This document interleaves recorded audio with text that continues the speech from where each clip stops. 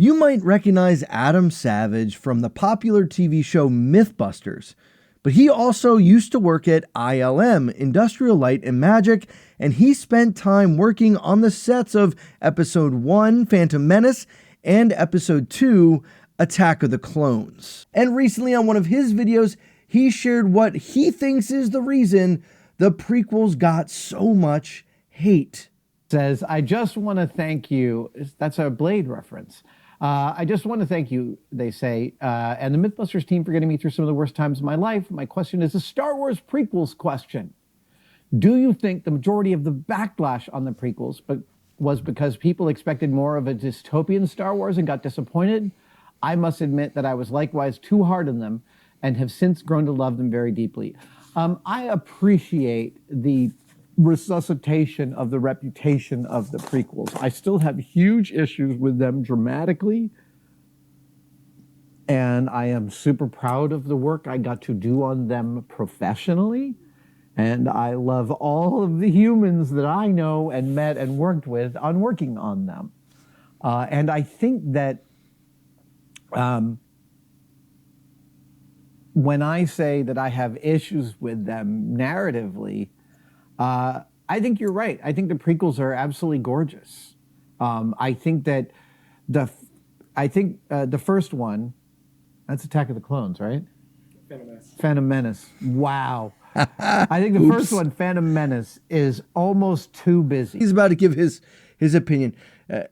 Mixing that up is not that big a deal, right? Like, let's not overreact and think, oh, he doesn't know what he's talking about just because he mixed up the names.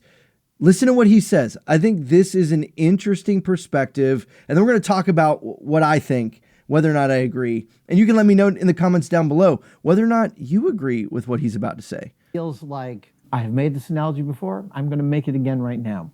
If you are of a certain age, in your mid to late 40s, then you remember when computers started doing graphic design instead of people. And I don't mean that people weren't doing it. I just mean when computers became able to do easy font choice and graphic design. Before computers, you literally had to go to a graphic design shop and pay someone to like make your font in the text that you wanted. You had to give them kerning and you had to correct it. And you had, I mean, it was a whole process. And then all of a sudden, computers come online in the mid-'80s, the late 80s, and graphic design goes through this terrible phase where every font is available to the designer and they use all of them. And there are early issues of Wired that are crimes against graphic design. And if you remember Mondo 2000, oh my God, things like red text in halftone against black background. Like, now, I don't know what he's talking about, but I'll show a picture right here of what he's talking about because I'm not quite old enough to know. But if you do, this analogy really probably works for you. The most unreadable stuff. But it was the growing pains is what it was. It was the growing pains of the... now I remember where I was going with this. It's the growing pains of the medium. So people have too much possibility, or they're given so much possibility at the advent of computers and graphic design that they use all of that possibility and it becomes this stew. And I feel like the tools that George found that he had at in the prequels were so gave him so much flexibility and were so like before the first prequel. Like your average special effects film might have somewhere between like 50 and 300 effect shots in it. I mean, like Jurassic Park has something like 130, something really small, weirdly small amounts. And then episode 1 comes out and it's like every single scene had some digital manipulation. And so it was like 2,300 digital shots. And so when I look at Phantom Menace now, it seems almost like too much cacophony. And when I look at episode 2, that's Attack of the Clones. When I look at episode 2, I see Ralph McQuarrie paintings one after the other. I think episode 2 is absolutely beautiful visually. I still have issues with it narratively. That's fine. It is visually gorgeous. And if you just put it on with sound off, That is a stunningly beautiful film. But also part of the backlash, man, is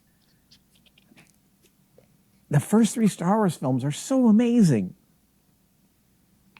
The first 2 of them even more so. The first Star Wars is so hungry, it's so impossible. Watching Light and Magic about how they made it seems even more impossible. And then Empire has such a swagger and a sense of humor. I'm a firm believer that every absurd movie needs someone in that movie making fun of the movie. And Han Solo is that character in the Star Wars movie. What do you think? I think there's some truth to what he's talking about. I think to bring it maybe to a more current analogy, we might throw in the use of AI into the mix of kind of, we've all seen some of those things that overuse these digital manipulations.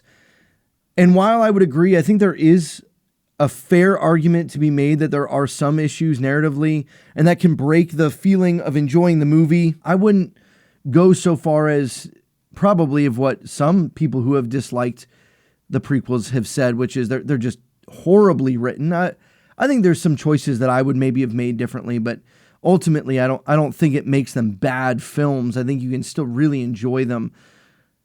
But this idea of over digital, especially when you compare to what the original trilogy was and how they had to come up and really invent a lot of what we see now in cinema, and that invention, that creativity, that just raw creativity that we saw in the original trilogy, I think is somewhat lost because you can be a little bit lazier with what you're doing on camera and just fall into this trap of, oh, we'll fix it in post, we'll add in the digital.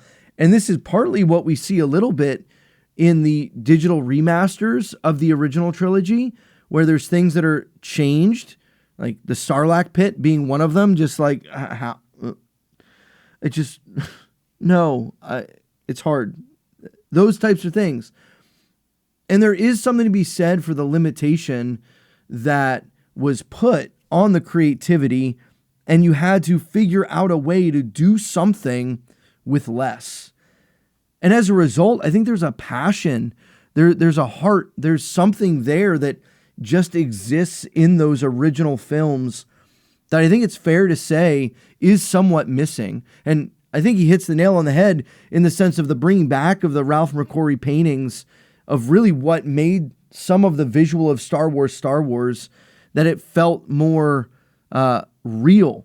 This has been some of my criticisms of the volume that we see in The Mandalorian, and you contrast that with what we see in Andor, a lot more usage of just real, practical, hands-on sets, not everything just in this volume or in this digital scape. And I think that Mandalorian fell into some of that kind of same thing where it just doesn't feel real. You know it's not real. It's still a movie. It's still a TV show. We know it's not real, but it's different. I don't know. What do you think? I think this is an interesting perspective, and there is something to be said that the digital medium was overused in the prequels. Particularly, he's really commenting in episode 1. But that doesn't mean it's necessarily bad. And that still means you could love them and enjoy them. And for me, I was one who kind of ran that roller coaster. I loved the prequels when I first saw them. But then as time went on, I started to get really frustrated, and I even grew to hate them. And if you want to know what that journey was like and where I stand today, click right here as I recap that and kind of share some of my breakdown of episode 1. Hope you go watch that video right here. Click right here. Do it. You'll like it. I promise. That was super cringe, but hey, if you watch it, that works. Thanks for watching. Bye.